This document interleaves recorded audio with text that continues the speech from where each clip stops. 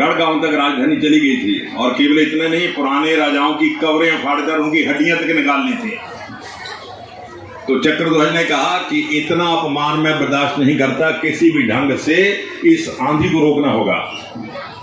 असम के लोगों ने, मीर जाफर ने जो असम का हिस्सा जीता था उसको दोबारा जीता, और औरंगजेब की ने जब सेना दिल्ली से भेजी, और अब हैरान हो गए, सेना में 5 सैयद पीर भी भेजे। वो किस काम के लिए?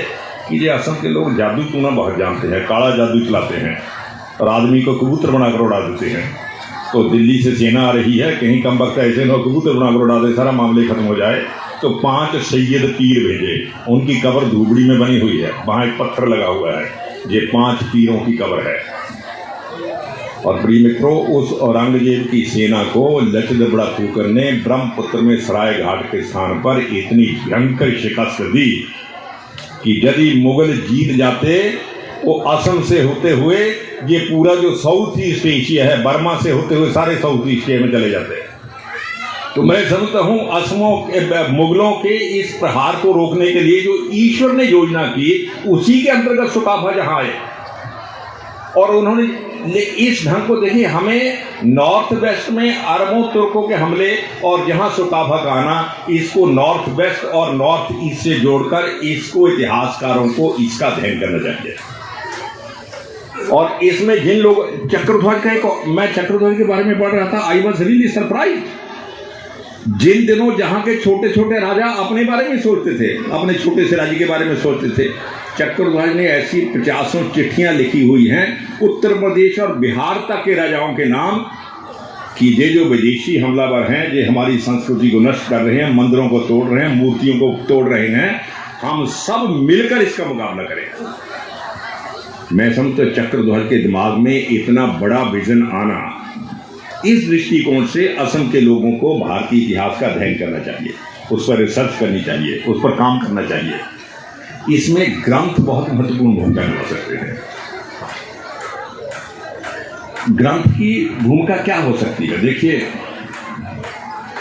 ग्रंथ ज्ञान को अगली जनरेशन तक ले जाने का काम करते हैं। ग्रंथ माध्यम है। शास्त्रों में क्या कहा गया है कि हम जितना ज्ञान प्राप्त करते हैं, वो ज्ञान 99% वो होता है जो हमारे पूर्वज हमें देकर जाते हैं। हमारा कर्तव्य है कि उस ज्ञान में कुछ 1-8% स्वयं जोड़कर आगे की जनरेशन को दे दें।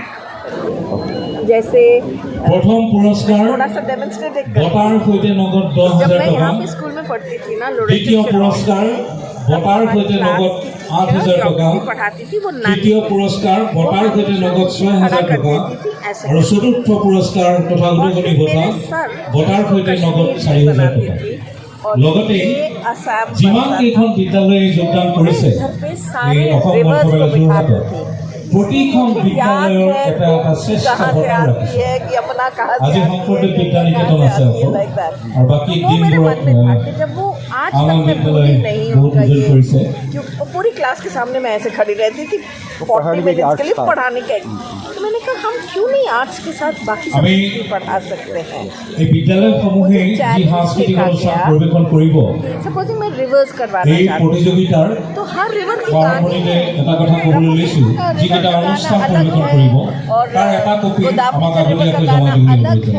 तो हम गानों के थ्रू শংকৰদেৱ বিদ্যা নিকেতনৰ যিটো যিমানকেইটা অনুষ্ঠান কৰিব, তাৰ কপি এটা সময়ৰ সৈতে সময়বিলাক লিখি দিব আপোনালোকে, এটা কপি আপোনাক আমাক এই মুহূৰ্ততে জমা দিব। আৰু যিমানকেইটা অনুষ্ঠান পৰিৱেশন কৰিব, তাৰ ভিতৰত যিটো শ্ৰেষ্ঠ, যিটো অনুষ্ঠান আটাইতকৈ ভাল হ'ব, সেই অনুষ্ঠানটোৱে শ্ৰেষ্ঠ বঁটাও লাভ কৰিব। গতিকে প্ৰত্যেকখন বিদ্যালয়ৰ বাবে আমি এটা এটা শ্ৰেষ্ঠ বঁটা আৰু আমি কি ঘোষণা কৰিছোঁ যে पश्चिमी इतिहासकार कहते हैं कि हिंदुस्तान में हिस्ट्री लिखने का रिवाज नहीं है। আগে এটি ঘোষণা কৰিছোঁ। আমাৰ দুগৰাকী কৰ্মকৰ্তাক মই মঞ্চলৈ আহিবলৈ অনুৰোধ জনাইছোঁ। ये जो बुरंजी है इतिहास का, ये बहुत बड़ा ऐतिहासिक দুগৰাকী কৰ্মকৰ্তাক মঞ্চলৈ আহিবলৈ অনুৰোধ জনাইছোঁ। राजतंत्र में लिखी गई है। मेरा সাউণ্ড ছিষ্টেমৰ कि बुरंजियों का साउंड सिस्टेমৰ সহযোগীসকলক সাজু থাকিবলৈ অনুৰোধ জনাইছোঁ। दुनिया में भी हो गया, बहुत सी किताबें मिलती हैं। শংকৰদেৱ বিদ্যা নিকেতনৰ ইনচাৰ্জক জনাইছোঁ हो जाए আপোনালোকৰ বাবে আমাৰ দুগৰাকী কৰ্মকৰ্তা মঞ্চত থাকিব। कम से कम ये पता चल जाए সাউণ্ডৰ কাৰণে দুগৰাকী সহযোগী থাকিব। যি সুবিধাৰ বাবে ज्यादा যি योगदान है और मुगल আপোনালোকৰ प्रयोजन হয় আগতীয়াকৈ আপোনালোকে औरंगजेब यहाँ जीत जाता কৰিব। तो सारी हिस्ट्री चेंज होती नहीं होती। সাংস্কৃতিক প্ৰতিযোগিতাৰ नॉर्थ ईस्ट एशिया को रास्ता यहीं से होकर जाता ना, तो भाई वो सारा नॉर्थ ईस्ट एरिया फैल जाता।